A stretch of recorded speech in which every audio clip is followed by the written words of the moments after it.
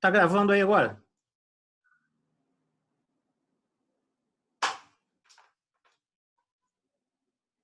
Tá aparecendo você. Renato. Tá sim, falou que tá gravando. Show. Tá aparecendo na aula aí, Aranda? Não, só você. A aula tá ali em cima.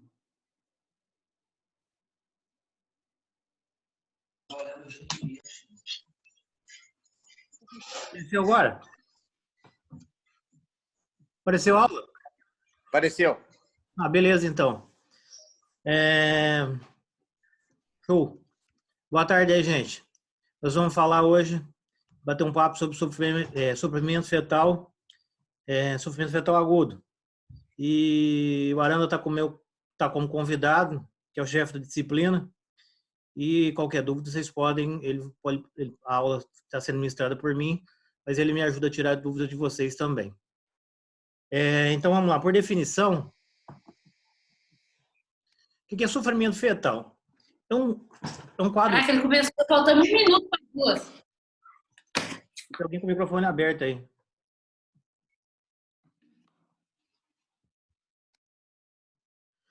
Sofrimento fetal é um quadro clínico constituído pelas reações do feto aos distúrbios do oxigênio.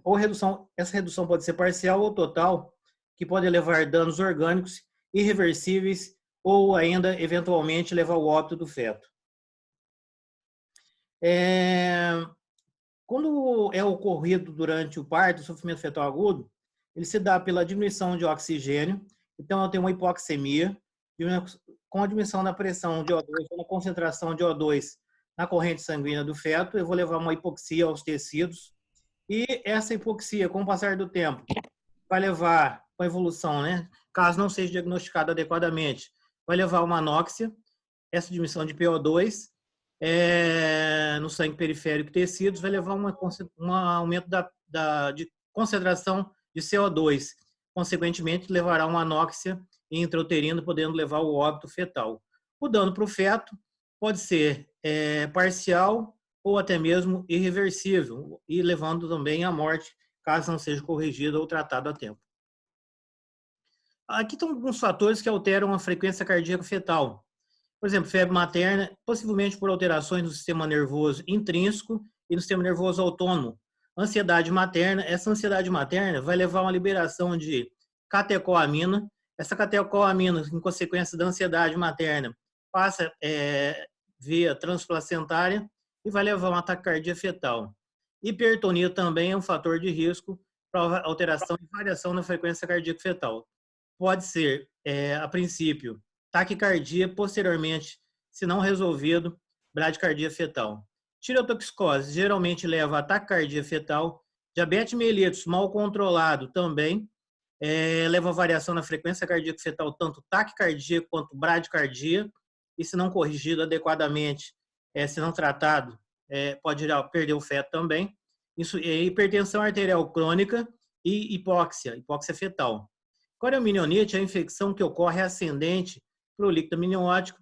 A hipocalemia, a falta de potássio, também vai levar a uma arritmia e uma alteração na concentração de oxigênio e variação na frequência cardíaca.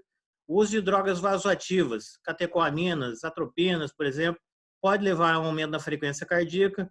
Outras podem diminuir, tais como beta-bloqueador, benzodiazepínico, barbitúrico, parto obstruído ou período expulsivo muito prolongado, vão levar a alteração na frequência cardíaca desse feto. A fisiopatologia, de maneira geral, é importante vocês guardar isso, porque o que mata, o que leva à perda do feto, né, é a insuficiência útero-placentária aguda e a insuficiência fetoplacentária aguda. Fetoplacentária está ligada ao feto, né? O principal é a compressão de cordão umbilical, prolapso de cordão. Agora, já útero placentário, a gente vai ver a fisiopatologia separada, e a do feto placentária aguda também. A perfusão uteroplacentária, eu tenho uma pressão arterial média materna, uma força que vai impulsionar esse sangue pela placenta, pelo espaço intervenoso, para nutrir o feto. Além do sangue, junto com o sangue, eu levo oxigênio, eu vou estar levando nutriente para esse feto. Caso eu tenha uma alteração nessa pressão arterial média materna, E uma alteração, com essa alteração na pressão, eu vou ter uma alteração na pressão no espaço interviloso. Se eu tenho uma alteração nesse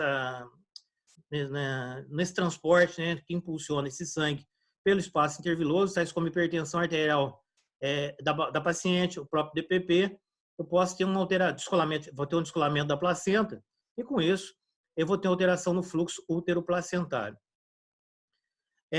Uma resistência na circulação útero-placentária também. Eu tenho o calibre dos vasos placentários, né? O tono vasomotor intrínseco e a pressão intramiometrial.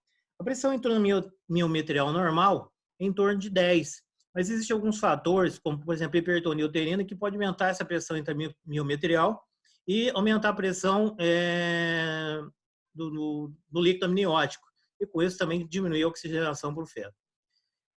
A insuficiência útero-placentária crônica ocorre geralmente... Caetano, tá dando um som esquisito. Fala um pouquinho mais devagar. Tá. Acho que eu estou muito próximo ao computador aqui. Quer que volte? A insuficiência útero-placentária crônica é a agudização durante a parturição. A agudização do quê? Do sofrimento fetal durante o período do trabalho de parto. A insuficiência placentária aguda é geralmente em consequência de uma hiperatividade uterina. Na hipotensão materna, por exemplo, por uma hemorragia materna, eu vou levar a diminuição de fluxo sanguíneo. Se a paciente tiver anemia excessiva, ou ainda uma diminuição no volume sanguíneo por uma hemorragia ou qualquer outro fator, ou por uma hipertonia ou hiperatividade uterina, vai diminuir o sangue no espaço interviloso para esse feto.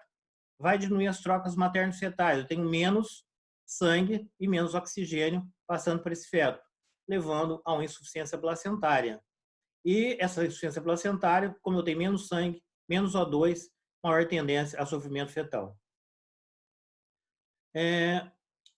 Uma das principais causas da insuficiência feto-placentária aguda é quando eu tenho uma compressão, por exemplo, de cordão com uma duração maior de 30 segundos. As patologias de cordão são circulares de cordão, prolapso de cordão, nós de cordão ou nó verdadeiro, e oligodamnia. A oligodamnia geralmente se dá a compressão do cordão umbilical do próprio feto pela própria compressão. Se eu não tenho líquido, eu vou ter uma compressão desse feto a nível uterino. E com isso, também eu posso ter compressão de cordão e com isso diminuir a concentração de oxigênio para o feto. Consequentemente, o feto entrará em sofrimento. A princípio, ele faz uma taquicardia compensatória. Depois, quando ele não consegue mais, ele faz uma bradicardia, como a gente vai ver mais posteriormente. Tá dando para ouvir aí, Arana? Parou o eco? Ô, Caetano, Oi. você pode voltar 2 slides e explicar de novo, por favor? Posso. Aqui? É aqui? Calma, aqui não mudou na minha tela o slide, não. O meu voltou. Mais um. Calma, aonde está a perfusão útero-placentária? Isso. Aqui? Isso, esse slide. Esse aqui? É. Olha só. Não, o da frente. Esse. Esse? É porque aqui tá travando demais. Mas é o slide que fala sobre a perfusão útero-placentária, com a imagem do bebezinho. O seu não tá pulando, não? Agora parou. Acho que foi. Tá vendo? Tô vendo. Perfusão útero-placentária. Então, você tem uma... o que nutre o feto? É o sangue que passa pelo espaço interviloso placentário para a mãe. Então, eu tenho uma determinada pressão, que é chamada pressão arterial média materna. Essa pressão arterial média, ela varia em torno de 85 milímetros de mercúrio, mais ou menos, no espaço interviloso. Tem uma foto mais para frente explicando isso, tá? Outro slide. E quando eu tenho que ter uma pressão arterial média materna para que esse sangue seja impulsionado pelo espaço interviloso para que não haja a insuficiência útero-placentária. O que essa insuficiência útero-placentária leva caso eu não tenha uma força adequada ou uma pressão adequada de sangue para o feto? Vai levar a diminuição no aporte de nutriente e principalmente oxigênio, que vai levar ao sofrimento fetal. Entendeu isso? Entendi. Tá. A resistência Caetano, Oi. só para avisar que essa pressão arterial média é a pressão entre a sistólica e diastólica, né? Então, é a força que impulsiona o sangue. Por exemplo, se a paciente tiver em decúbito ventral, ela vai ter uma compressão da veia cava inferior e, com isso, vai diminuir o aporte sanguíneo para o coração. E aí vai diminuir a pressão arterial média. Não sei se os alunos estão dando para entender isso. Então, você tem que ter uma pressão arterial média boa para ter capacidade de ter uma força de impulsão do sangue que passa da mãe para a placenta e para o feto, tá? É isso. Deu para entender, pessoal? E quando a gente, quando isso acontece, quando a gente nota isso, a gente coloca o paciente em decúbito lateral esquerdo para melhorar o retorno venoso, com descompressão da veia cava, melhora a perfusão sanguínea para o feto, tá? Já a resistência à circulação útero-placentária depende de quê? Do calibre dos vasos de quem? Do útero e do calibre dos vasos da placenta. E esse tono vasomotor intrínseco se o vaso dilata ou se ele faz vasoconstricção. Se eu tenho uma vasoconstricção acentuada, se eu tenho um vaso com calibre diminuído, vai passar menos sangue, né? E, além disso, se passa menos sangue, passa menos nutriente. E se o calibre está adequado, vai passar nutriente de acordo com aquilo que a gente espera. Agora, a pressão intramiometrial tem uma variação. A pressão intramiometrial, ela em média, é em torno de 10 dentro do miômetro. Eu falei besteira. Quanto que é mesmo, Ana? Esqueci. Vou pensar aqui. Não me lembro, mas tem para frente aí a gente vai falar, tá? Tem a pressão intramiometrial média, que é o normal, e tem a pressão intramiometrial alterada, que aí vai levar ao sofrimento fetal. Na insuficiência uteroplacentária crônica, quando que isso ocorre? O feto vai agudizar durante o parto. Então, se ela já é crônica, ele já tinha algum problema anteriormente. Então, se a placenta ou o próprio fluxo placentário ou útero placentário estava ruim, durante o trabalho de parto piora, porque vai contrair esse feto, vai ter reflexo vagal e vai ter diminuição na frequência cardíaca e com uma placenta, um útero insuficiente, uma circulação insuficiente, menos nutriente. Se tem menos nutriente, tem menos oxigênio. Se tem menos oxigênio, maior tendência a hipoxia fetal e até óbito intrauterino. A insuficiência uteroplacentária aguda pode ocorrer em consequência de uma hiperatividade uterina. Por exemplo, o que ocorre no DPP, eu tenho uma hipertonia uterina, então eu vou contrair mais. Se eu contraio mais, posso ter uma vasoconstricção nesse local. E com essa vasoconstricção, eu vou ter uma menor quantidade de fluxo no espaço interviloso. E, além disso, por exemplo, no DPP, eu tenho descolamento de placenta, então não vai passar sangue. A hipotensão materna pode ocorrer por anemia ou ainda por hemorragia, por exemplo. Se eu tenho uma anemia ou menor quantidade de sangue, ou o paciente está perdendo sangue, tem uma hemorragia, vai diminuir o fluxo sanguíneo no espaço interviloso, diminuindo as trocas materno-fetais, agravando essa insuficiência uteroplacentária, ela vai levar a uma insuficiência placentária. Se eu tenho uma insuficiência placentária, eu tenho menos oxigênio. Se eu tenho menos oxigênio, esse feto vai fazer uma hipoxia.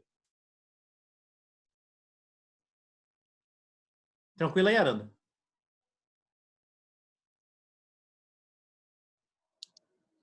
Tá tranquilo. Houve uma pergunta da aluna, o que é DPP? DPP é descolamento prematuro da placenta. O descolamento prematuro da placenta leva a uma hipertensão, pode ser causa de hipertensão arterial, cordão curto, trauma abdominal ou o próprio trabalho de parto, tá? Então, a placenta descola e, com isso, há um aumento do tônus uterino, dificultando a passagem de oxigênio para o feto. Se não houver uma intervenção imediata, esse feto poderá ir a óbito. Isso que é descolamento prematuro da placenta, que leva a essa hiperatividade uterina.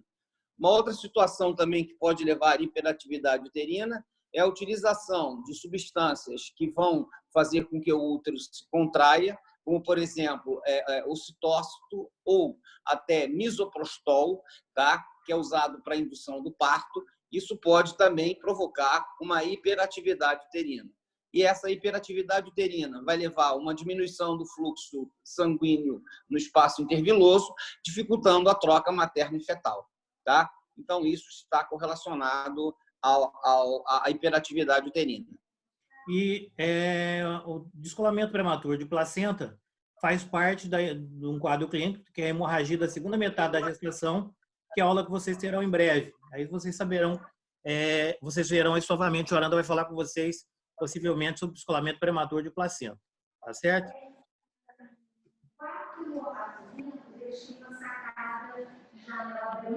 Podem falando aí.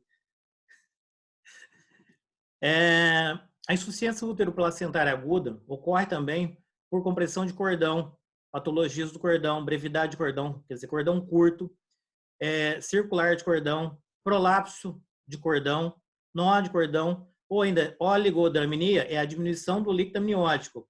Esse sofrimento fetal por oligodramnia ocorre por falta de líquido e vai acontecer que vai levar, o que vai ocorrer? Vai levar uma compressão desse feto durante o trabalho de parto. Com essa compressão pode comprimir o cordão também, né, porque não tem líquido amniótico, está com oligogramnia, e nesse caso levando a um sofrimento fetal, tá, com diminuição de oxigênio. Aqui, aquilo que você estava perguntando sobre o fluxo útero-placentário. Então, como é que é? Você pega a pressão arterial média, que é a média da sistólica e a diastólica, igual a Aranda falou para vocês. No espaço interviloso, eu vou ter uma pressão mais ou menos de 10 milímetros de mercúrio, e a pressão arterial média varia mais ou menos o normal em torno de 85 milímetros de mercúrio. Então, no espaço interviloso, se isso estiver funcionando direito, eu tenho uma boa perfusão útero-placentária. Está passando sangue, nutriente e oxigênio adequado. Então, vocês veem aí que a pressão intraminiótica, né, na cavidade uterina, o normal, a média, é de 10 milímetros de mercúrio. Mas se por acaso eu tiver aquele quadro anterior que vocês tiveram dúvida lá, uma hipertonia uterina, uma insuficiência de, por exemplo, hipotensão materna, eu vou ter isso. Se por acaso a paciente tiver um aumento na pressão, vamos supor numa eclâmpsia, igual a gente falou lá, eu vou ter uma pressão aumentada intramiometrial, vou ter uma hipertonia uterina, eu vou ter um aumento na pressão arterial média e eu vou levar para o espaço interviloso uma êxtase circulatória com hipoxemia, hipercapnia é aumento na concentração de carbono nesse espaço interviloso, eu vou levar a acidose. A hipóxia ocorre por diminuição de oxigênio pela vasoconstricção que ocorre nesse local. E a pressão média amniótica, nesse caso, aumenta. Vocês viram que o normal lá estava em torno de 10 milímetros, aqui em torno de 60 milímetros. Está aumentada. Aranda, quer explicar alguma coisa aí? Pode falar. Tudo bem, tudo bem. Pode continuar. Tá entendendo isso? Fatores reguladores da frequência cardíaca fetal. O nódulo sinoatrial, a frequência cardíaca é regulada pelo nosso sinoatrial, pelo sistema nervoso simpático e pelo parasimpático. Eu vou ter liberação, quando eu preciso aumentar a frequência cardíaca, de catecoaminas. Esses quimiorreceptores e baroreceptores, eles se localizam no seio carotídeo. Ah, mas por que aumenta a frequência cardíaca? Estou falando tanto que aumenta, porque está faltando oxigênio. Se eu estou com pouco oxigênio, eu preciso acelerar esse coração, eu preciso ter uma frequência cardíaca maior, preciso melhorar esse meu débito cardíaco para eu nutrir órgãos nobres do feto. Então, para manter a oxigenação e ele não entrar em sofrimento. Posteriormente, após uma frequência cardíaca elevada ou aumentada por necessidade, o organismo sabe que ele precisa aumentar essa frequência cardíaca liberando a amina vasoativa, eu vou ter uma bradicardia reflexa com liberação de acetilcolino via vagal. E com isso eu vou ter uma bradicardia, que vocês entenderão mais para frente por que isso acontece. Tá bom? Entenderam isso? Tranquilo? Aranda, alguma coisa? Tudo bem, Aranda? Tudo bem, vamos embora. Mecanismos defensivos do feto, alterações cardiovasculares. Então, quando ele está centralizado, esse feto centralizado é um feto que já está em sofrimento. Mas como é que funciona isso? Centralização a gente vê ao Doppler, né? Mas a ausculta cardíaca normal a gente consegue ver isso com um sonar Doppler, com um estetoscópio de espinar, ou ainda a gente vai ver pela cardiotografia que a gente vai ver daqui a pouco. Então, você tem um aumento da frequência cardíaca fetal compensatória. Você vai ter as DIPs que poderão ser variáveis.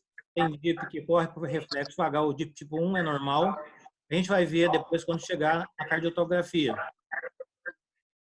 Tá dando um eco aí, mas não é que não. Alguém está com o microfone aberto aí, Arando. Alterações metabólicas. Então, ele vai fazer uma respiração anaeróbica, vai tentar economizar oxigênio, vai diminuir o consumo de O2, ele vai entrar em acidose metabólica e acidose respiratória compensatória, tentando se manter vivo, ficar quietinho ali. Né? A gente vai ver um traçado de um feto quieto, que é sofrimento fetal, a gente vai ver como é que é, daqui a pouco no cardiotópico. Então, sinais precoces de sofrimento fetal. Primeira coisa, aumento na frequência cardíaca. Vocês sabem que a frequência cardíaca fetal, alguns autores colocam como normal de 110 a 160. Mas a maioria dos livros de obstetrícia coloca entre 120 e 160. Então, vamos ficar com a maioria dos livros, né? Os autores devem estar corretos. A maioria dos autores, entre 120 e 160. Acima de 180 significa que tem algum problema. Pode ter uma circular, pode ter um nó, está entrando pouco nutriente, pouco oxigênio, ele tem que aumentar a frequência cardíaca. É o sofrimento fetal grave, acima de 180. E acima de 160 tem alguma alteração, a gente vai ter que investigar e acompanhar, como a gente vai ver mais para frente. Então, eu vou ter um aumento na variabilidade da frequência cardíaca fetal. O que é variabilidade? A gente, quando escuta um feto, a frequência cardíaca, como eu falei para vocês, varia de 120 a 160. Mas a variabilidade normal, quando a gente faz uma cardiotocografia, por exemplo, ela varia de 10 até 25. Então, se eu tenho, por exemplo, 130 de frequência cardíaca, quando eu comecei a ouvir o coração do feto, ele subiu, foi para 135, 140, 145, 150, 155. Ele variou 25. Esse meu feto está reativo. Mas ele pode ficar um pouco abaixo dos 130? Pode. Ele pode ir a 140, por exemplo, e vir a 125, 130. Aí você vai prestar atenção que a variabilidade dele é de 10 a 25. É um cardiotoco normal. Então, eu tenho uma variação na variabilidade. Agora, essa variabilidade pode alterar. Vamos supor que ele tenha 160 e eu começo a prestar atenção no meu traçado, ele fica se mantendo quietinho lá, a gente fala que é um cardiotoco comprimido, ele não tem movimentação, por exemplo, está em torno de 180, 185, 190, sinal de sofrimento fetal. Se você não operar, você vai perder o feto. E ainda, essa variabilidade pode diminuir. Eu tenho 125, 130 de frequência, ele cai para 100, para 70, para 80, para 60. É sinal de sofrimento fetal. Ele acelera e desacelera. Se eu não operar, eu vou acabar perdendo também. A gente acompanha isso pelo traçado de cardiotografia. Tem uns exames mais à frente, tem as fotos desses exames, e vocês vão entender quando a gente mostrar a imagem do cardiotoco, o que é uma variabilidade normal, o que é uma variabilidade padrão comprimido, o que é um DIP2, ou o que é um DIP umbilical ou DIP3, quando acontece. Tudo isso que eu estou falando é variabilidade na frequência cardíaca. Ele acelera e desacelera. Então, um feto reativo é um feto que tem uma variabilidade boa, ele variando entre 10 e 25. Ah, mas tem que chegar a 25? Não necessariamente. Ele pode chegar a 10, 15, aumentou a frequência, tá bom, ele está reativo. Agora, eu posso ter, por estimulação parasimpática, um aumento na motilidade intestinal. Esse aumento na motilidade intestinal pode levar, para economizar oxigênio, depois de um certo tempo, ele não consegue compensar mais essa taquicardia. Aí ele começa a fazer uma bradicardia reflexa. E essa bradicardia reflexa, com o aumento da motilidade, ele faz vasodilatação. Ele começa a vasodilatar para ter mais nutriente, mais oxigênio. E quando isso acontece, ele faz vasodilatação. Além da motilidade intestinal, ele faz uma vasodilatação esfincteriana. Essa vasodilatação esfincteriana faz com que haja a liberação de mecônio, que pode ser acentuada. O mecônio pode ser fluido, não vai causar muito dano ao feto, mas ele pode ser bem grosso, parecendo um abacate, né? Bem espesso. Esse mecônio espesso, sim, pode levar a um negócio, uma síndrome, chamada síndrome de aspiração meconial, e ele vai ter uma asfixia e pode ir a óbito. Então, a gente tem que aspirar o feto assim que nasce, sempre aspira, mas no caso do mecônio tem que ter maior cuidado ainda. E se o mecônio for muito espesso, consequentemente, poderá levar esse feto a uma insuficiência respiratória e a óbito. O mecônio fluido geralmente não leva, mas o espesso leva. Aranda, quer acrescentar alguma coisa na variabilidade do mecônio? Não, aqui só para frisar bem aquele mecanismo defensivo do feto, né?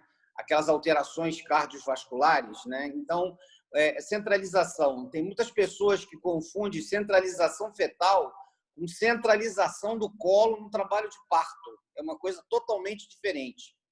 Centralização é quando o feto tem baixa de oxigênio. Isso pode acontecer tanto no sofrimento fetal crônico quanto no sofrimento fetal agudo. É quando o feto começa a ter baixa de oxigênio, então ele vai preservar oxigênio para as áreas nobres do organismo. Quais seriam essas áreas nobres? Coração, suprarrenal e cérebro. Então, a artéria cerebral média dele vai vasodilatar, tá? Então, com isso, é o primeiro sinal que vai apresentar de sofrimento. Mas só dá para avaliar isso através da dopplerfluxometria, conforme o Caetano falou. Então, o que é importante é você avaliar a frequência cardíaca fetal.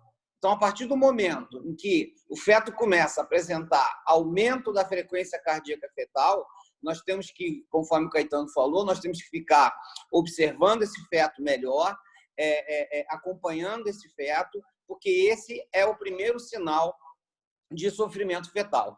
A partir do momento em que essa centralização continua, ou seja, ele continua em hipoxia, o que vai acontecer? Vai ter alteração metabólica. E essas alterações metabólicas vão agir no sistema nervoso simpático e parasimpático do feto.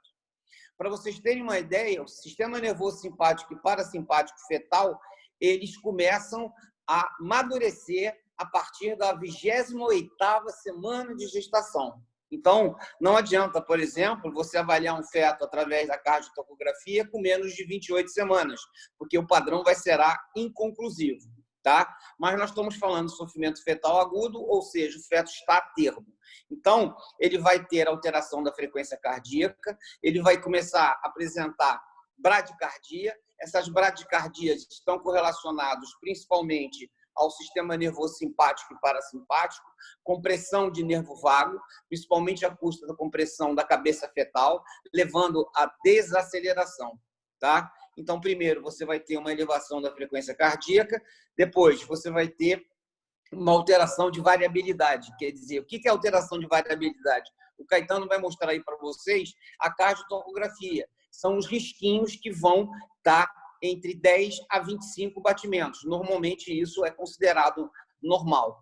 A partir do momento em que o feto vai continuar tendo baixa de oxigenação, com essa centralização, o que vai acontecer? Vai acontecer que as áreas nobres vão ser mantidas, o oxigênio, e vai diminuir mais ainda a oxigenação nas áreas que houve vasoconstrição, que é a carcaça, ou seja, a musculatura fetal e principalmente o intestino. E com isso vai apresentar o quê? Diminuição da motilidade desse intestino à custa de vasoconstrição, e com isso vai haver um relaxamento intestinal, e nesse relaxamento intestinal vai ter a saída de mecônio, conforme o Caetano falou.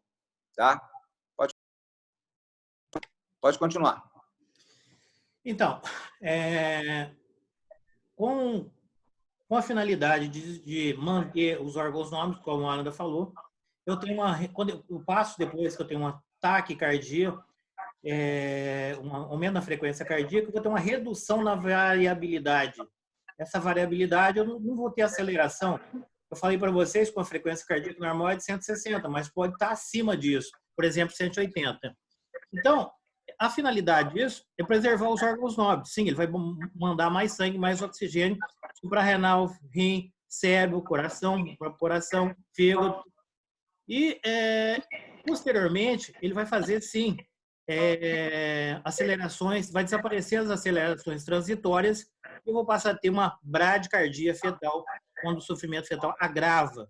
E aí eu vou ter distúrbios na função do miocárdio, desacelerações consideradas prolongadas, a frequência cardíaca vai cair, como eu disse para vocês, e esse feto vai ter uma bradicardia fetal. Se eu não agir adequadamente, possivelmente por cesariana, esse feto irá a óbito, tá? Agora, eu tenho uma bradicardia fetal, a gente vai ver que pode acontecer durante a contração uterina. Tem um traçado que a gente vai ver. Quando a frequência cardíaca fetal cai, juntamente com uma contração uterina, isso é considerado fisiológico. Por quê? Porque houve compressão do polo cefálico, com isso há um reflexo vagal. E esse reflexo vagal leva à disfunção miocárdica nesse momento. Mas é fisiológico, por quê? Porque está tendo contração uterina nesse momento, e a contração coincidiu com a queda na frequência cardíaca. Isso é normal, a gente vai ver mais para frente. Tá? Monitorização intraparto. Eu posso pesquisar mecônio no líquido amniótico. Então, no canal cervical existe um aparelhinho que a gente vai ver, é um minioscópio, dá para se visualizar a presença de mecônio. E se eu tiver dúvida ainda, eu posso romper a bolsa para avaliar a presença de mecônio. A ausculta clínica do batimento cardíaco feto. Cardiotocografia, que a gente vai ver. O batimento cardíaco fetal a gente pode avaliar com sonar, com cardiotoco e com Doppler, isso é enfermaria. A eletrocardiografia também dá para avaliar. Microanálise de sangue periférico, oximetria e dosagem de lactato. Aí uma amnioscópio feito via vaginal, a amnioscopia, o verdinho ali, presença de mecônio, mas se tiver dúvida, quando a gente usa o amnioscópio, existem várias medidas. Então a gente vai passar e vai visualizar. É um cristal que a gente usa, como se fosse um funil, mas ele é maciço. E coloca-se no canal cervical sobre a apresentação do feto e visualiza a coloração do líquido amniótico. E, às vezes, a gente consegue visualizar, às vezes não, na maioria das vezes a gente vê mecônio. Se a gente tiver dúvida, a gente pode, se vier uma dilatação avançada, a gente rompe a bolsa para ter certeza. Né? Não é recomendado ficar rompendo bolsa em início de trabalho de parto. Se você romper a bolsa no início de trabalho de parto, você pode levar uma infecção, né? E infecção ascendente intraminiótica. Arnaldo, algum comentário? Algum comentário, Arnaldo? Não, pode continuar. Então, eu fiz a minha amnioscopia, ela é suspeita, né? Faço uma amniotomia aqui, que é a amniotomia é a ruptura da bolsa. Então, eu tenho lá, ali vocês viram o canal cervical e o verdinho é o mecônio, eu rompi a bolsa. Então, fiz uma amniotomia, existe um aparelho chamado amniótomo, próprio para fazer a amniotomia, para romper a bolsa quando necessário. Mas, geralmente, a gente rompe bolsa com 9, 10 centímetros quando é necessário. Geralmente, a gente não fica rompendo bolsa sem necessidade.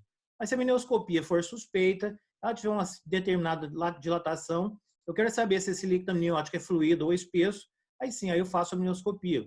É a amnioscopia e, além disso, posso fazer sim a amniotomia. Se ele for espesso, tiver pouca dilatação, estiver em trabalho de parto, possivelmente eu não vou ficar aguardando. Vou ficar de olho na frequência cardíaca desse feto.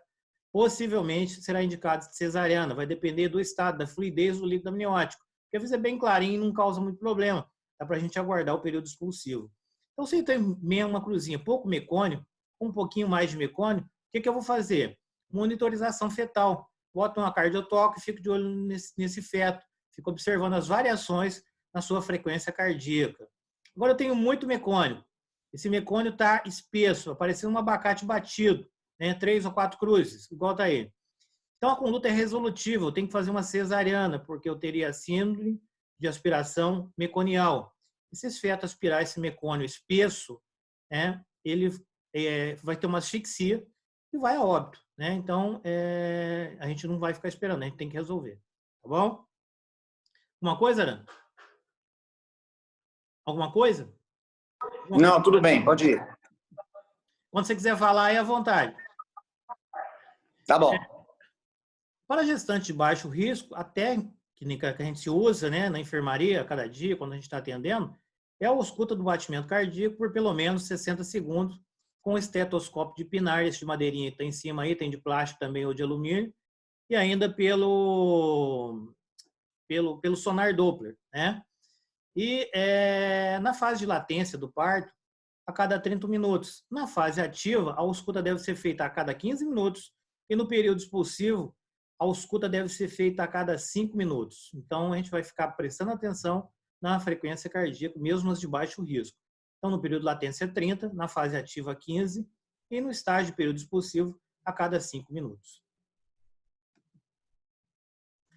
É, a frequência cardíaca normal do feto, igual eu falei para vocês, a maioria dos autores coloca entre 120 e 160. Mas se alguns livros vocês acharem que tem, por exemplo, 110 a 160, está escrito na literatura e a gente respeita, né? Então, e o normal, então, é entre 120 e 160, ou 110 e 160, como diz alguns autores, com ausência de flutuações, sem variabilidade ou sem aceleração. Por exemplo, não pode ficar menor, é suspeito, menor que 110 batimentos ou maior que 160. Geralmente, a queda da frequência cardíaca fetal ocorre após a contração, sim. E aí, mas não pode ter irregularidade no ritmo. Quando ocorre a queda e está em trabalho de parto, você vai avaliar o traçado que a gente vai ver para frente, que pode ser considerado normal, é o chamado DIP1. Agora, o DIP2 e DIP3 são patológicos, a gente vai ver. Estratégia frente a um padrão suspeito. Eu vou escutar esse feto com maior frequência, eu vou fazer uma monitorização eletrônica desse feto, eu vou colocar a paciente em decúbito lateral esquerdo, para que melhore o retorno venoso dessa paciente, melhorando o retorno venoso, vai melhorar o volume de sangue e, com isso, pode melhorar, sim, a oxigenação. Mas eu posso colocar oxigênio sob catéter nasal da paciente, 7 a 8 litros minuto, para melhorar, e dar glicose para a paciente. Pode ter um soro glicosado, por exemplo, o paciente pode estar fazendo hipoglicemia, então posso ter alteração na frequência cardíaca desse feto por esse motivo. A técnica pode ser externa. No primeiro dois transdutores, cardiotóxico intraparto. O primeiro transdutor mais embaixo, na primeira fotografia, é o transdutor que marca a frequência cardíaca fetal, e o no fundo do útero é o que marca a contração uterina. Tá? No trabalho de parto-franco, a gente tem 3 a 4 contrações, com duração de 30 a 40 segundos, no intervalo de 10 minutos. Então, 3 contrações, duração de 30 a 40 ou até mais segundos, no intervalo de 10 minutos. Está em trabalho de parto e meu cardiotóxico vai marcar. E eu tenho uma monitorização interna que é feita dessa maneira, mas para que faça isso, eu tenho que ter, isso é feito pelo canal cervical, tem que ter uma certa dilatação e eu poder passar meu transdutor para poder ouvir o feto. Geralmente a gente usa, o melhor é a técnica externa, que não é invasiva. A técnica interna, ela é extremamente invasiva, porque você está levando germes para dentro da cavidade uterina, né? E normalmente você vai ter que romper bolsa para colocar o eletrodo na cabeça do feto, né? Então a bolsa tem que estar rota. E a CLAP, que é o Centro Latino-Americano de Perinatologia, não preconiza a ruptura da bolsa das águas para monitorização, a não ser em casos de paciente de alto risco em trabalho de parto. Então, a técnica externa é a melhor técnica quando você suspeita que o feto está com asfixia ou a suspeita quando você tem uma certa quantidade de mecônico. A técnica interna, ela é muito invasiva e ela não é realizada muito aqui no Brasil, não. Pode continuar, Pita. A avaliação da vitalidade do feto a gente vai fazer através de um exame chamado cardiotocografia. A gente tem esse aparelho no hospital, vocês vão aprender a fazer, né? Nós temos aí, eu falei para vocês que pode sim ocorrer a queda na frequência cardíaca fetal. A linha de baixo, a gente falou que com a compressão da cabeça, eu tenho um reflexo vagal, tá em trabalho de parto. Sim, se eu tenho um reflexo vagal, eu vou ter uma diminuição na frequência cardíaca desse feto. Isso é fisiológico. Presta atenção na primeira figurinha aí. Na linha de baixo, é dado em milímetro de mercúrio. Internet está. Na linha de baixo, você tem 3 contrações. Esse que sobe aí vai quase 100, vai 75 milímetros de mercúrio, 80. Então está contraindo. Aí presta atenção na linha de cima. Ele coincide com a contração uterina. Esse é chamado dip cefálico ou DIP1, por compressão da cabeça. É considerado fisiológico, não é patológico. Já o DIP2, geralmente ocorre por insuficiência placentária. Então, eu tenho a contração, na segunda fotografia, a contração está na linha de baixo, tá? A de cima é a frequência cardíaca do feto. Então, eu tenho a contração uterina, está marcando lá pelo meu transdutor, e em cima eu tenho o transdutor marcando a frequência cardíaca fetal. Então, contraiu, demora um certo tempo para ocorrer a queda, é diferente do primeiro. né, comprimiu, mas não aconteceu nada, ele demora para contrair, para cair a frequência cardíaca, mas cai. E demora um certo tempo, de mais ou menos de 20 a 30 segundos para se recuperar. Em alguns lugares de 10 a 30 segundos. E novamente se repete sequencialmente. Isso é sinal de insuficiência placentária, é sinal de sofrimento fetal. É também chamado de DIP tardio ou DIP tipo 2. Já o DIP variável, ele é irregular e anárquico. Então, ele pode ocorrer de maneira variável, como a gente vai ver as outras fotografias à frente. Geralmente ocorre por oligodramia, circular de cordão, nó de cordão ou compressão de cordão umbilical. Aranda, quer acrescentar alguma coisa aí? Não, não. Os exemplos agora vão ser interessantes. Modelo fisiológico da frequência cardíaca fetal. Eu tenho uma linha de base de 120 batimentos por minuto, chegando a 150. Então, eu tenho uma variabilidade boa. Está variando, oscilando entre 10 e 25 batimentos por minuto. É um feto padrão reativo. Esse feto está bem. Linha de base entre 120 e 160. E eu não tenho desacelerações tardias. É um modelo fisiológico normal, certo? Então, eu tenho uma variabilidade boa. Ele está acelerando de acordo com o que eu espero. Então, o feto está reativo. Cardiotocografia, feto, padrão reativo. Beleza? Beleza, tranquilo. Isso aí é um modelo fisiológico. Como vocês podem observar, a oscilação são esses risquinhos que você tem no batimento cardíaco fetal, que vão variar entre 10 a 25 batimentos. Embaixo, você tem a contratilidade uterina, que é o fenômeno mais importante do trabalho de parto, conforme eu já dei aula para vocês. E na linha do batimento cardíaco, vocês observam que esse feto está muito bem, porque mesmo ele estando sobre estresse da contratilidade uterina, ele está se movimentando e está na movimentação. O que está acontecendo? Ele se movimenta e, a partir do momento que ele movimenta, há necessidade de oxigênio para a sua musculatura e ele vai aumentar o seu batimento. E o aumento desse batimento, você pode observar que ele varia mais ou menos em torno de 10 a batimentos por minuto, tá? Num período de basicamente 10 segundos. E com isso você vê que é um traçado absolutamente normal, é um modelo fisiológico, tá? Pode continuar, Caetano. Padrões e condições anormais e de asfixia. Vocês veem que é um padrão irregular e anárquico. Está caindo abaixo de... Ele vai inicia com 160, depois ele vem abaixo de 120, depois ele acelera, faz como se fosse um W, provavelmente por compressão de cordão umbilical. E depois ele cai na letra E, aí é um cardiotoque padrão liso, e na letra A, lá em cima, é padrão liso. É sofrimento fetal, é indicação, já está em anóxia, é anormal, né? Está em asfixia, é indicação de interrupção da gestação por via alta. Aqui um cardiotoque intraparto com frequência cardíaca maior que 160 batimentos por minuto, vocês veem que está em torno de 190. Isso aí é a variabilidade dele, se você contar, vai de 0 a 5 ou menor que 5. É chamado cardiotoco padrão comprimido, significa sofrimento fetal. É indicação de interrupção da gravidez. Cardiotoco padrão comprimido, se eu não operar ou se eu não interromper essa gestação, o feto irá a óbito, tá? Frequência cardíaca bastante elevada e tá quietinho ali. Por que ele não acelera e nem desacelera mais? Porque ele foi ao máximo que ele podia. Daqui a pouco ele vai fazer bradicardia e vai acabar indo a óbito. Então, nesse caso, um padrão comprimido é um cardiotoco ruim, é um traçado ruim. Então, esse feto não está bem. Alguma coisa, Aranda, sobre cardiotoco comprimido? Não, tranquilo.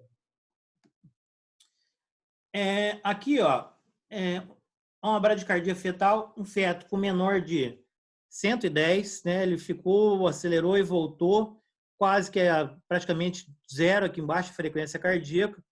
Uma paciente de 40 semanas, um PIG, 820 gramas, um apigar no primeiro minuto de 5, 8 e 9, e um pH sanguíneo fetal de 6,86.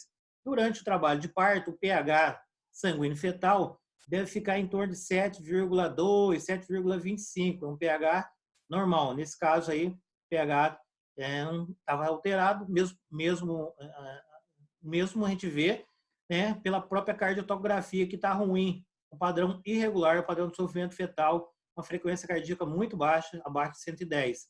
Então, quando que eu vou ter isso? Anóxia fetal, faltou oxigênio para o feto, ou hipóxia, né? Anóxia é ausência total. Se eu não resolver, vai a óbito em pouco tempo. Hipóxia é a diminuição na concentração de oxigênio. Uso de drogas, por exemplo, benzodiazepínico, barbitúrico, beta-bloqueador, vão causar isso. E vão causar arritmia e também pode ser constitucional do feto por alguma anomalia que ele venha a ter, por exemplo. Pode sim ter uma bradicardia, por uma alteração cardíaca, uma cardiomiopatia, uma alteração valvar que esse feto venha a ter, né? Uma alteração, qualquer problema, complicação a nível cardíaco do feto, ele pode ter, sim, arritmia constitucional, por exemplo, uma miocardiopatia dilatada, que às vezes é uma formação congênita. Nesse caso, ele chegou a 40 semanas, era um PIG, e entrou em sofrimento fetal agudo, né? E foi resolvido por cesariana. Alguma coisa? Não? Não, só para frisar aqui que PIG, para quem não, porque às vezes as pessoas não sabem ainda o termo, é pequeno para a idade gestacional. Então, quando você tem um feto de 40 semanas de gestação, você quer que ele tenha mais ou menos em torno de 3 quilos a 3,7 quilos e 3,8 gramas. No caso aqui, ele tem 2,820 gramas, ele é pequeno para a idade gestacional, tá? Ela teve um aumento da contratilidade uterina exagerada, o uso de drogas, que o Caetano mencionou, uma das piores drogas que pode provocar isso é a cocaína. A cocaína ela provoca taxistolia, quer dizer, aumento da contratilidade uterina. Então, provavelmente, essa paciente era usuário de alguma droga, tá? Desse tipo, cocaína, provavelmente. E se ela tem um feto pequeno para a idade gestacional, ela já tinha uma insuficiência placentária. Então, provavelmente, essa paciente era uma paciente com um sofrimento fetal crônico que, no momento do trabalho de parto, ele agudizou, tá? Então, foi isso que aconteceu. Pode ir embora. Aqui, vocês sabem que uma gravidez normal tem de 37 semanas até 41 semanas e 6 dias ou 42 semanas incompletas. Aí, uma cesariana, uma paciente de 42 semanas, um apigar baixo, né? 2, 6 e 9, e um cardiotoco padrão ruim em baixa contratibilidade uterina, contração uterina, e manteve aí próximo aos 130, não variou muito. Então, um cardiotoco padrão comprimido. E como vocês estão vendo, o apigar foi 2 no primeiro minuto, né? Então, o feto nasceu bem grave. Então, cardiotoco padrão comprimido, cesariana por pós-datismo, com redução da variabilidade. Então, foi pós-data ou pós-matura, o termo é pós-datismo, pós-matura ou protraída, né? Pós-data, falei besteira, pós-data é depois da data provável do parto, que é 280 dias, pela regra de Nageli. Pós-matura protraída é depois de 42 semanas, tá? Ou serotina. E aí é um cardiotoco padrão comprimido. Indicação excelente de quem fez esse parto. Possivelmente foi o Aranda, ele que me deu essa aula ontem. Desacelerações precoces ou DIP tipo 1. Isso é fisiológico, tá? Então, a gente já falou isso lá anteriormente. Tem alguém falando aí? Fala, Nando. Não, sou não. Tem alguém falando com o microfone aberto. Se quiser perguntar, pode. Então, vamos lá. Isso aí a gente já falou anteriormente, o DIP tipo 1. Eu tenho uma queda na frequência cardíaca, eu tenho uma contração embaixo, início precoce, contraiu, e a frequência cardíaca do feto diminuiu, é uniforme, isso é fisiológico. Contração uterina, compressão cefálica, reflexo vagal, hipertensão fetal, e depois eu posso ter uma bradicardia reflexa posteriormente. Mas nesse caso é uniforme, o DIP tipo 1 é fisiológico, está repetindo o que a gente já viu lá atrás. Aqui o DIP tipo 2, eu tenho uma contração uterina embaixo, né, o início tardio, aí o feto fica quieto, daí a pouco, deu um certo período de tempo, olha a diminuição, contrai o outro, ele vai diminuir a pressão de O2 tecidual, vai estimular quimiorreceptor e barroreceptor, fazendo vasoconstricção. Essa vasoconstricção vai liberar a catecolamina e ele vai subir de novo a frequência. Mas ele demora um certo tempo para relaxar, após essa resposta alfa-adrenérgica. E a hipertensão fetal induz uma bradicardia reflexa. Reflexo é o que? A contração e a diminuição na concentração de oxigênio na corrente sanguínea do feto. Pode ir?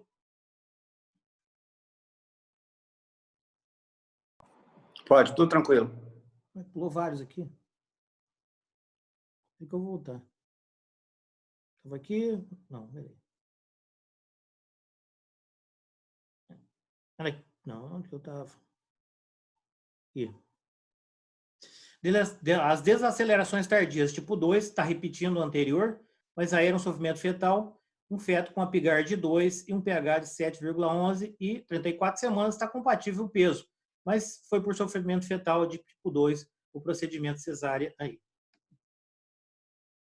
Aqui, desacelerações variáveis em U, né, um cardiotóxico intraparto, nasceu de parto normal, com ruptura prematura de membranas. Ruptura prematura de membranas é aquela que ocorre, né, uma indicação aí, internação. Por que foi com 32 semanas de parto normal? Porque rompeu a bolsa antes de iniciar o trabalho de parto. Então, ruptura prematura de membranas é a ruptura prematura da membrana amniótica, independente da idade gestacional, sem estar em trabalho de parto.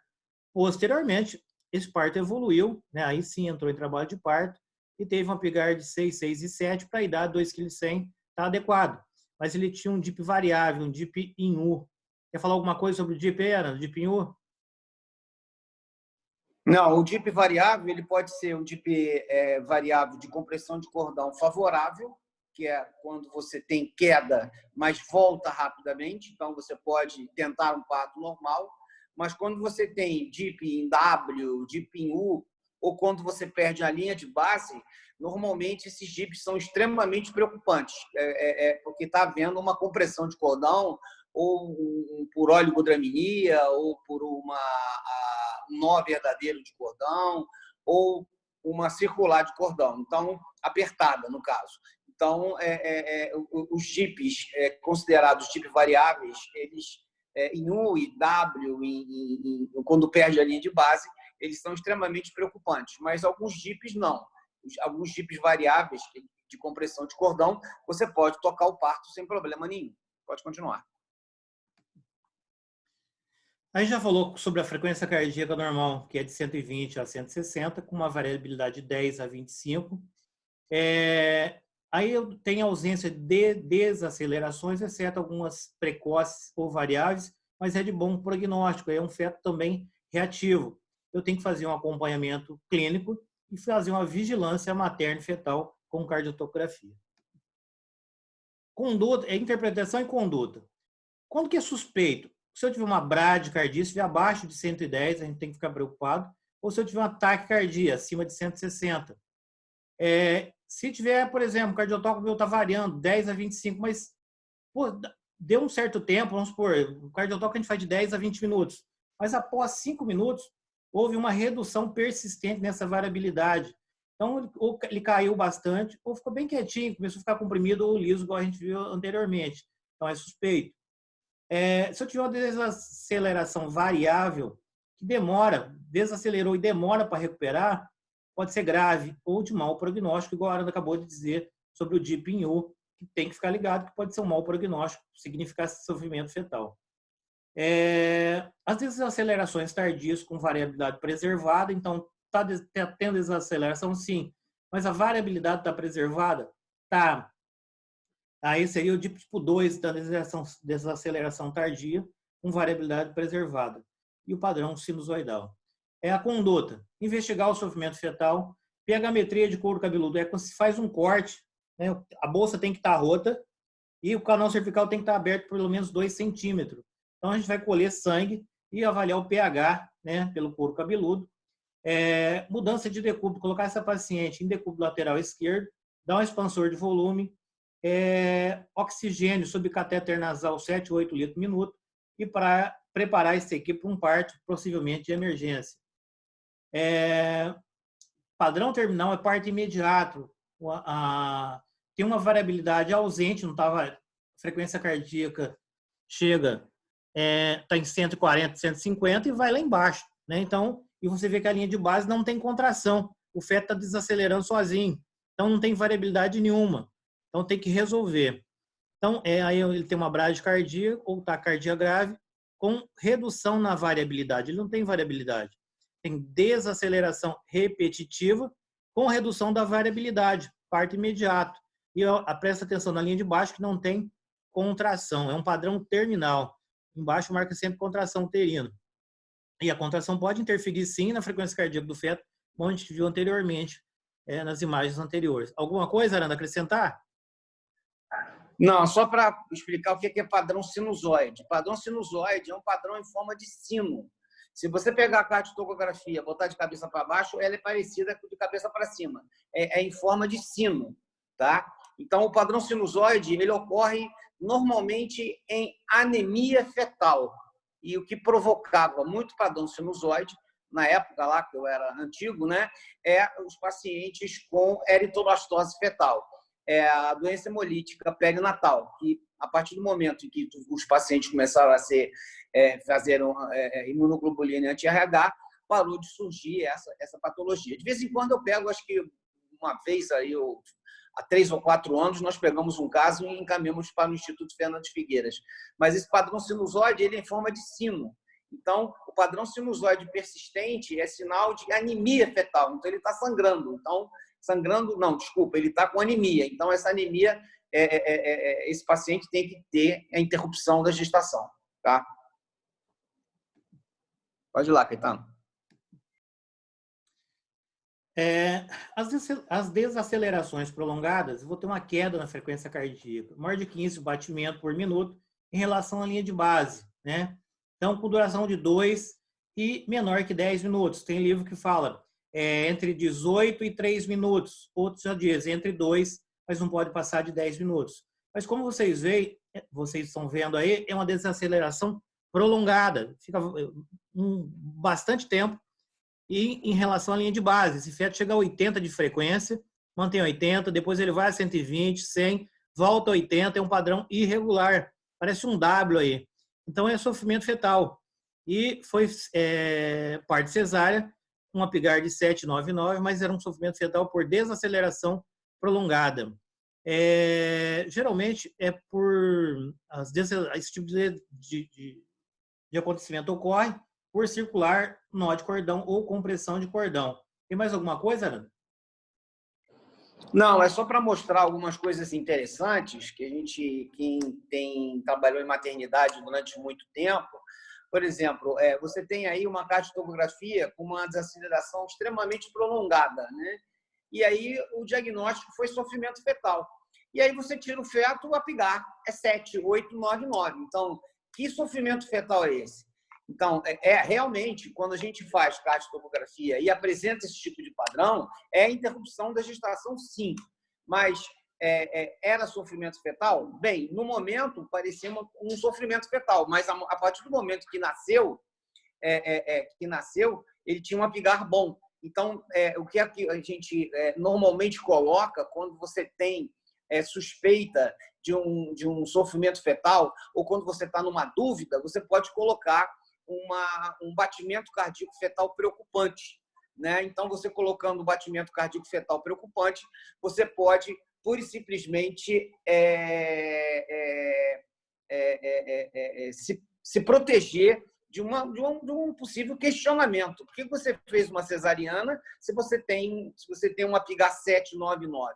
Não. Normalmente, quando você vê esse padrão de cardiotocografia, extremamente preocupante. Mas, a partir do momento em que você se antecipou a um possível sofrimento fetal mais grave, o Apgar, obviamente, foi um Apgar melhor. Tá? Sobre as vantagens da cardiotocografia, como a gente já disse anteriormente. É fácil, é um processo não invasivo, a gente usa uma técnica externa, não vai fazer igual a interna, como a Aranda mesmo disse, que a gente não usa, porque a interna tem grande probabilidade de levar infecção ascendente ao feto. É um registro contínuo e permanente, é um método difundido mundialmente e tem uma boa sensibilidade. Mas existem algumas desvantagens. Ele tem baixa especificidade, Como na foto anterior, do parto anterior, que deu 7,99 de Apgar, um falso positivo de 50% a 60%, embora o exame estivesse mostrando sinal de sofrimento fetal ou um cardiotoque padrão preocupante. E ele limita a movimentação durante o procedimento. Mas por que está método invasivo aqui? Método invasivo é a técnica interna, a gente não usa, e a variabilidade na interpretação do exame. Então, tem vantagens e desvantagens. A desvantagem é o número de falsos positivos que pode acontecer. Quando você estuda estatística, né, sensibilidade. O que significa sensibilidade? É que o exame ele tem 98%, quando ele está bem, 98% ele está bem. Então, a sensibilidade é boa. Especificidade é quando ele está mal. Quer dizer, ele está mal, mas aí você tem um falso positivo de 50% a 60%. Então, isso é uma crítica que se faz à cardiotocografia. E uma outra coisa também é que ele é examinador dependente. Então, se o examinador vê um exame de cardiotocografia, ele pode dar um laudo, outro vem dar um laudo diferente, outro vem dar um laudo diferente. Então, essa é a grande desvantagem, né? Porque quando ele está alterado, você não pode ter certeza absoluta, tá? Existem outros métodos também de você poder avaliar através do pH, que o Caetano vai falar e tudo mais, mas hoje, basicamente, a gente se baseia pela cardiotocografia, que é um exame padrão mundial, e quando o feto está bem, você pode ficar tranquilo. Quando o feto está mal, você pode investigar ou interromper a gestação, já que você está com um batimento cardíaco fetal preocupante. Tá? Pode ir.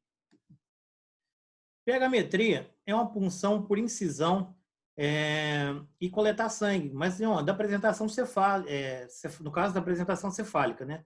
Então, vai fazer uma incisão no couro cabeludo do feto, vai fazer uma punção e vai fazer análise do pH do sangue desse feto. Geralmente, ele requer que repita o exame a cada 15 ou 30 minutos, no caso, se resolver fazer pH-metria. Mas é um exame também invasivo e a gente quase não faz, mas é descrito na literatura, e o pH a gente sabe de quanto que é. Durante o trabalho, em repouso, sem estar em trabalho de parto, o pH normal tem que ser em torno de 7,30. Então, teria um pH normal. 7,25, tá? Falei 7,30. A conduta e interpretação. O normal, o pH, é acima de 7,25, 7,30. Pré-acidótico é um pH entre 7,20 e 7,24. A gente repete em 15 minutos. Na acidose é um pH abaixo de 7,2. E na acidose grave é um pH abaixo de 7. Bem, por que nós estamos mencionando o pH também, né? Já que a gente não utiliza tanto? Porque no Brasil não se valoriza muito o parto normal. O que se valoriza são países mais desenvolvidos, como Estados Unidos e Europa. Então, lá, ele fazer uma cesariana é, para eles, a última das últimas consequências, né? Eles normalmente tentam o parto normal, já o brasileiro não é tão adepto ao parto normal. Mas isso não quer dizer que a gente não saiba fazer e não faça. Eu tenho uma boa estatística de parto normal, sim. Mas, como vocês podem observar, a análise do pH do sangue fetal é altamente invasivo. E você vai ficar o tempo todo, a cada 15 minutos, você vai com uma lanceta, vai no couro cabeludo e vai tirando o sangue. Obviamente, isso pode provocar, além de você acender germes para dentro da cavidade amniótica, você vai poder também provocar uma infecção no couro cabeludo do recém-nascido. Tá? Pode seguir, Caetano. A interpretação e a conduta. Então, normal, a média é 7,30, estava certo que eu havia dito anteriormente, eu falei, porque eu vi aqui, ó, pH normal 7,25, eu falei 7,3, mas aqui está na frente. Ó. Então, normal, em média, 7,30. Durante o período de dilatação, 7,2 ou 7,20, e no período expulsivo, esse pH em torno de 7,15. Isso é considerado valor normal.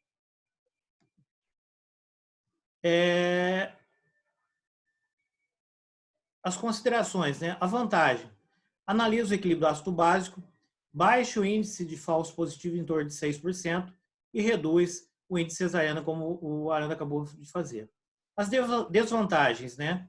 É um procedimento invasivo, tem que ter análise intermitente a cada 15 minutos, com a lanceta colhendo sangue, vai limitar a movimentação, é difícil a implantação e treinamento da equipe, e eu tenho um aumento de risco de infecção fetal, por estar manipulando ali o canal cervical e levando micro-organismo para o couro cabeludo, como a Aranda mesmo diz. Então, risco de infecção fetal aumentada, embora seja um método que tem uma vantagem de falso positivo em torno de 6%. Então, é um bom método. Oximetria de pulso. É um sensor que você coloca na face do feto, mas também tem que ser via cervical. Então, ele está em acidose, quando a saturação, o oxímetro marca uma saturação inferior a 30%, né, está saturando mal, por um período maior que 10 minutos. Para inserção é necessária a retura das membranas e uma cervicodilatação de 2 centímetros. A gente vai colocar isso na face do feto ou na apresentação fetal e vai avaliar a oxigenação ou a saturação de oxigênio num período de 10 minutos. Como eu disse para vocês, uma saturação inferior a 30% significa um prognóstico ruim. Tá? E além disso, é complicado porque é necessário romper as membranas.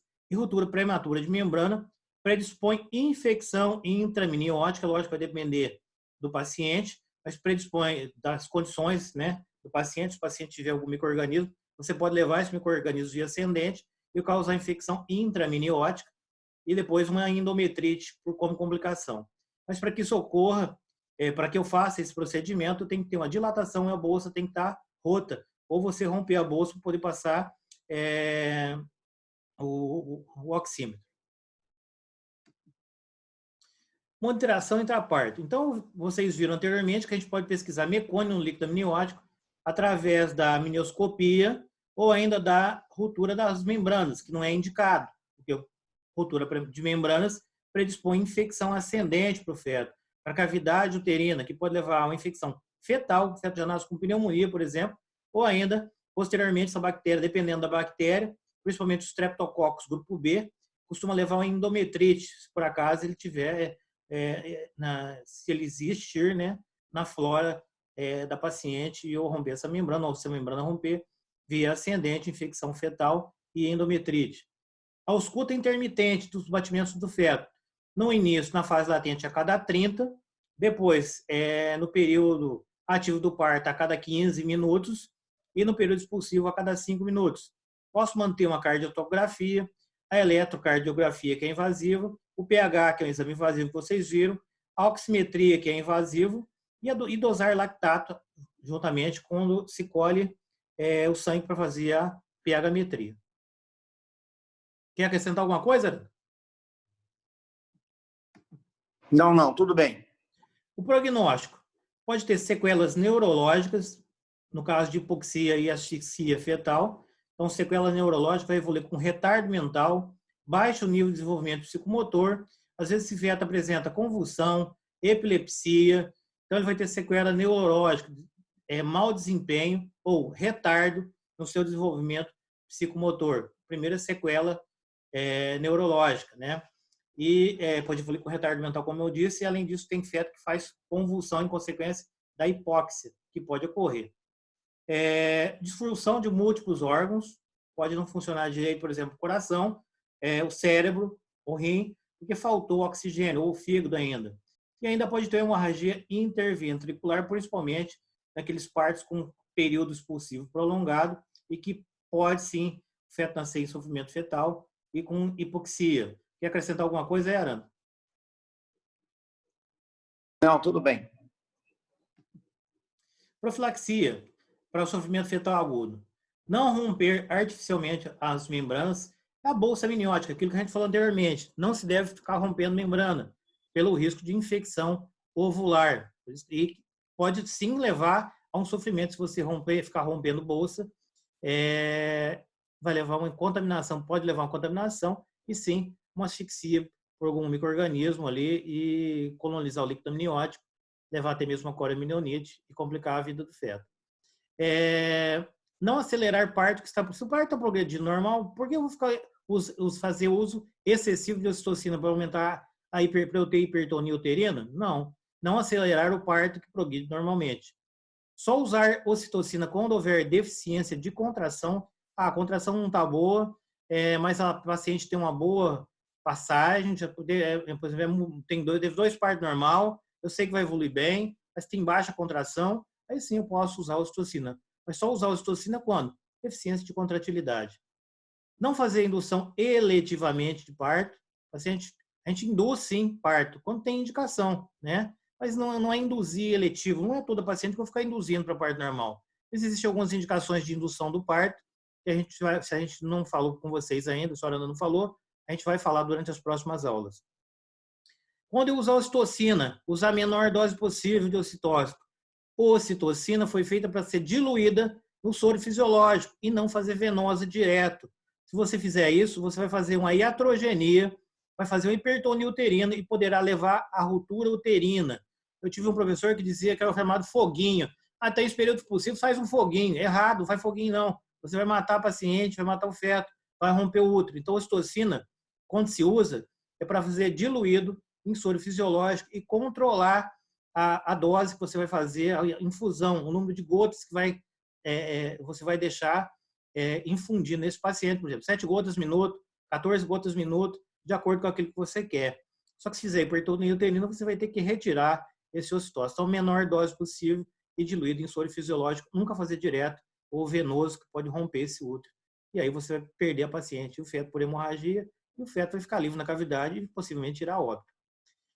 Se eu induzir, eu tenho que ficar de olho, eu tenho que monitorizar todos esses partos induzidos. Monitorizar todos os partos em gestação de alto risco. Não efetuar amniotomia para monitorar o parto. A gente falou lá em cima, ó, não romper artificialmente as membranas. Eu não tinha visto repetindo aí, é mais ou menos o mesmo sinônimo, né? E conhecer os mecanismos que interferem na resposta à ação da ocitocina. Eu sei que eu posso fazer, sim, uma iatrogenia, uma hipertonia uterina e acabar rompendo-se o útero. Além disso, posso levar um descolamento prematuro de placenta. Isso a Aranda sabe bastante. Se ele quiser falar alguma coisa, à vontade, Aranda. Tá, e uma outra coisa importante é conhecer o mecanismo de resposta à ocitocina. Então, tem uma escola muito antiga de usar a ocitocina em todos os pacientes. Então, isso está errado. Você não deve usar a ocitocina, só deve dar a ocitocina realmente quando houver necessidade, quando não tiver contratilidade uterina. E aí, o que acontece? Você fica dando ocitocina para o paciente trabalho de parto, a partir do momento que sai a placenta, quer dizer, você tem um secundamento, o útero já não responde mais. E aí pode causar a hemorragia pós-parto. Então, você tem que entender muito bem a utilização da ocitocina e só utilizar a ocitocina realmente se houver necessidade.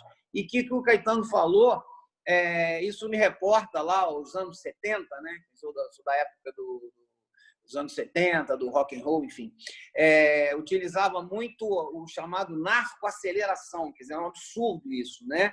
Você submetia o paciente a grandes quantidades de ocitocito, você fazia anestesia geral na paciente e fazia todo o mecanismo de dilatação do colo com o dedo e, no final, você fazia manobras que estão prescritas hoje, que é empurrar o feto através do abdômen, que chama-se manobra de Kisteler, que será uma aula que vai ser dada para os senhores, tá?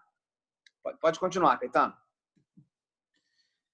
Tratamento durante o parto. Alterar a posição da paciente. Se for possível, botar a paciente no decúbito lateral esquerdo, aquele que eu havia dito para vocês anteriormente. Fazendo isso, eu melhoro o retorno venoso. Se eu melhoro o retorno venoso, eu melhoro o fluxo. E, além disso, em decúbito lateral esquerdo, eu faço uma descompressão da via cava inferior e retiro o peso do útero que está sobre a via cava inferior. Com isso, melhora o retorno. Eu vou estar corrigindo essa hipotensão materna através também do decúbito lateral esquerdo. Eu posso, sim, se eu estiver usando ocitocina, e haver uma hiperatividade uterina ou na diminuição da atividade uterina, né? Se for necessário, isso já é em sofrimento fetal, eu vou suspender a ocitocina. Posso usar, sim, beta-mimético para diminuir a contratilidade uterina. Geralmente, a gente não faz isso. A gente bota na sala, decúbito lateral esquerdo, corrige a hipotensão e coloca na sala e aguarda cesariana. Na maioria das vezes, a gente não usa beta-mimético, mas caso seja necessário, beta-mimético, por exemplo, areolim, terbutalina, bricanil, salbutamol, eles são beta-2 agonistas não seletivos, eles atuam em outros órgãos, né, outras partes do organismo. Então, a gente suspende sim a ocitocina e leva a paciente para a sala. Agora, não é muito comum, eu não tenho experiência com beta-mimético até aguardar a cesariana em sofrimento fetal. Hiperóxia materna. O que eu quero fazer? Eu tenho que dar, sim, para essa paciente oxigênio subcatéter nasal 7, 8 litros por minuto e realizar cesariana. Eu não sei quanto a Aranda aí em relação ao item 3, se ele pode comentar alguma coisa para a gente. Em relação ao item 3, é só uma urgência mesmo, né? Quer dizer, você colocou o citócito a mais, o paciente começou a ter uma hiperatividade uterina, o paciente entrou em sofrimento e, basicamente, a partir do momento que você faz o diagnóstico de sofrimento fetal agudo, você tem 20 minutos para tirar o feto. Então, por isso que hoje a grande maioria das maternidades, o centro de trabalho de parto e o centro cirúrgico, ele é um ao lado do outro. Você tem 20 minutos. Mas algumas maternidades isso não ocorre. Então, o que a gente pode fazer? Utilizar beta-mimético, que me falou as substâncias, enquanto vai se fazendo a cesariana. E, obviamente, o paciente vai ficar em decúbito lateral esquerdo, tá? Fazer hidratação materna maciça, oxigênio e encaminhar o paciente para a cesariana, tá? E também tem algo aqui no 5, né? Eu já vou até o Caetano não colocou no slide, mas eu mandei para vocês isso também. Tem a chamada aminifusão. O que vem a ser isso? É pura e simplesmente a paciente rompe a bolsa das águas, comprime o cordão umbilical e você injeta soro fisiológico morno dentro da cavidade uterina, para você expandir essa cavidade para descomprimir esse cordão umbilical.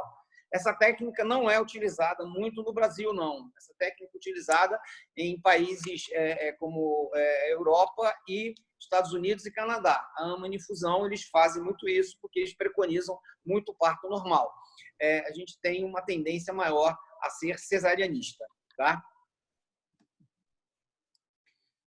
Pode continuar, Cristian. Beleza. Reanimação do recém-nascido. Isso fica a critério do pediatra, né? Mas se não tiver pediatra, qualquer colega da gente é habilitado para fazer isso. Então, posição supina, cabeça voltado, o lado para baixo e em relação ao tronco. Então, eu não quero que ele aspire essas secreções. Então, o que eu tenho que fazer? Aspirar primeiro as secreções da boca, posteriormente nas narinas, se houver mecônio, aspirar a laringe sob visão direta. Administrar O2 sob máscara, oxigênio sob máscara, intubação endotraqueal, em caso de parada cardiorrespiratória, massagem cardíaca, administrar bicarbonato, administrar adrenalina e reposição volêmica. Estamos abertos a perguntas aí, se vocês tiverem... Deixa eu só mencionar uma coisa. Deixa eu só mencionar uma coisa importante em relação à reanimação do recém-nascido. As pessoas podem dizer, mas isso é coisa do pediatra. Bem, em algumas maternidades, onde você tem um movimento muito acentuado, muitas das vezes, você às vezes pode funcionar como um pediatra imediato. Tem 3 pediatras, um está numa sala de parto, outra na outra, está no centro cirúrgico, de repente nasce o feto sob asfixia grave. Então, por isso nós somos médicos generalistas. Nós temos que saber fazer uma reanimação no recém-nascido, nós temos que saber entubar um recém-nascido, a gente tem que saber aspirar um recém-nascido.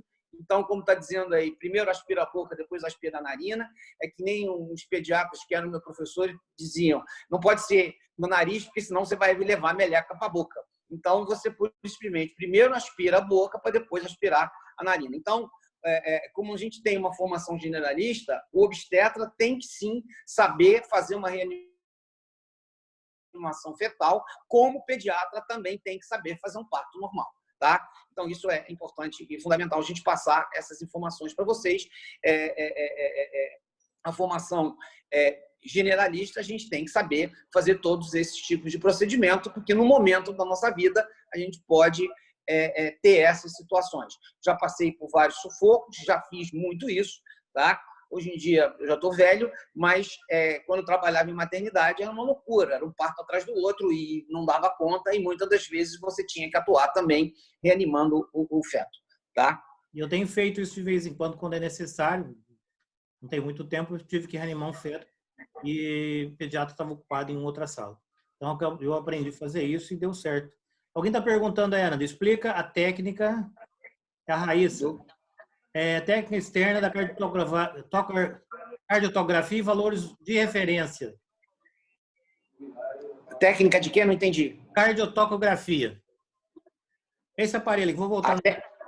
A técnica de cardiotografia e valor de referência. Você tem um aparelho. Cardiotocografia técnica? Você coloca um transdutor no fundo do útero, um transdutor no fundo uterino e um transdutor próximo ao coração fetal. E aí você liga o aparelho, o aparelho vai se movimentar 1 milímetro por segundo, e aí você vai observando a variabilidade da cardiotocografia. E com isso você vai interpretar. O parto hoje, o tal do parto humanizado, eles preconizam não utilizar a cardiotocografia direto, né? É intermitente. Você faz a cardiotografia, o paciente levanta, anda, e eu vou basicamente treinar vocês em exercício em relação à cardiotocografia. Pode ficar tranquilo, porque não é algo fácil, tá? de ser interpretado. Isso é muito de especialista, mas um médico generalista tem que saber o básico, tá? Tem que ser demonstrado para vocês em aula prática ou em aula no internato. A gente vai demonstrar isso para vocês com certeza, né? Respondi a pergunta, porque senão é uma aula só sobre cardiotocografia, que aí é uma aula muito grande, tá, Raíssa? Aranda, a Carolina Monte está dizendo para colocar as aulas gravadas no AVA. Mas eu estou botando todas as aulas, não está entrando, não? Não sei, está dizendo aqui que não foi colocada ainda. Eu coloquei todas no AVA, todas as aulas. Não tá aparecendo as aulas? Todas as aulas. Você botou a gravação da aula da semana passada que a gente teve no Zoom também? Porque a gente não achou. Aula não apareceu? A de cesariana? A de cesariana não tá lá, não. Só tá os slides. Não apareceu a aula. Eu vou verificar isso. Devo ter cometido algum erro, tá? Eu te mando para você, Aranda. Você já tem. Eu vou verificar. Eu coloquei o link. Não apareceu no link, não? A aula no AVA? Não. Olha só. O Caetano tem um canal no YouTube. Todas as aulas dele estão no canal do YouTube. Não, tem uma ou duas. Não coloquei todas as aulas ainda não, no YouTube. Ainda não, Caetano? Coloquei então, por isso que não está aparecendo. Tem que botar no canal do YouTube. Eu estou mandando para eles o link do canal do YouTube. Tá? Eu vou olhar hoje, vou colocar no YouTube. Dá uma olhada e coloca. E depois é só dar o canal do YouTube do Caetano, que ele tem que as aulas estão todas lá. Mas eu estou colocando o que estão me mandando. Eles me mandam um link, eu jogo o link no AVA. YouTube, você clica lá. As de não sei o que está acontecendo. Mas as outras não. A de você é a segunda aula que eu estou dando. Qual é o nome do canal? É Oswaldo com W Caetano.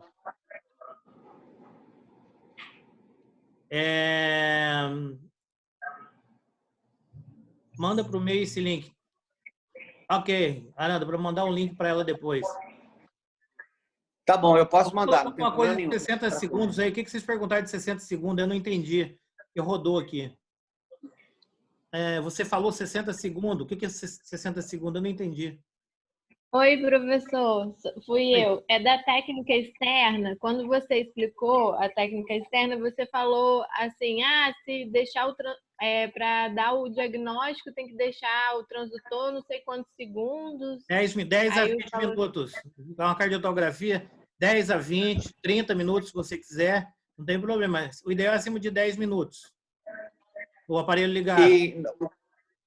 A ausculta também do batimento cardíaco fetal, muitas das vezes você pode trabalhar numa maternidade em que não tem uma cardiotocografia. Então, às vezes, você fica numa situação complicada. Aí você pode usar a técnica do sonar. Pegar o sonar Doppler, você escuta o batimento cardíaco antes da contratilidade uterina, para você ver qual é a frequência que esse feto está batendo. Você pode utilizar durante a contratilidade uterina o batimento cardíaco para você ver se está havendo alguma algum DIP principalmente DIP 1, que é o DIP precoce, que é a compressão do polo cefálico, que é a compressão vagal, e depois da contratilidade uterina, você também ausculta para você pegar a DIP 2. Tá? Então, você pode fazer isso. Então, o importante é que na contratilidade uterina, você tem que escutar antes, durante e depois da contração. E, com isso, você tem capacidade de avaliar se esse feto está bem ou não. Tá? Como a gente demonstrou aí, a gente viu um estetoscópio de Pinar, era da minha época. E na nossa época, quer dizer, na minha época, a gente não tinha sonar, era Pinar. Então, a gente também fazia dessa mesma forma. A gente escutava o batimento cardíaco antes da contratilidade, durante a contratilidade e depois da contratilidade uterina. Então, basicamente, a gente ficava, como a gente tinha que fazer isso a cada 15 a 20 minutos no trabalho de parto, era o tempo todo você ficava ao lado do paciente, né? Porque se você abandonar o paciente em trabalho de parto, obviamente você não vai fazer diagnóstico nenhum e vai acabar tendo uma surpresa na hora que o feto nascer, tá? Hoje eu vou colocar essa aula no YouTube, prometo para vocês, tá? Eu estou devendo a cesariana, eu vou colocar a cesariana. E a aula, o Suarano não colocou, que ele ficou de colocar. Vocês estão dizendo que não apareceu nada no link, eu vou colocar no YouTube a aula. E essa aula de agora, assim que eu terminar aqui, eu coloco para vocês, daqui a pouco. Alguém tem dúvida sobre alguma coisa? Quer perguntar alguma coisa?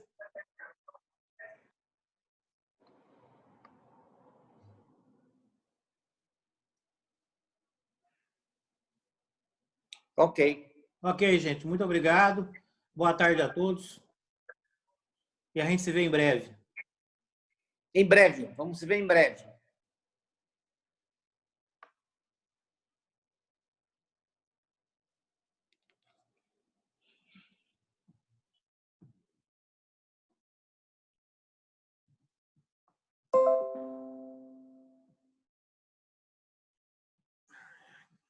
Como é que faz aqui? O mouse está travado.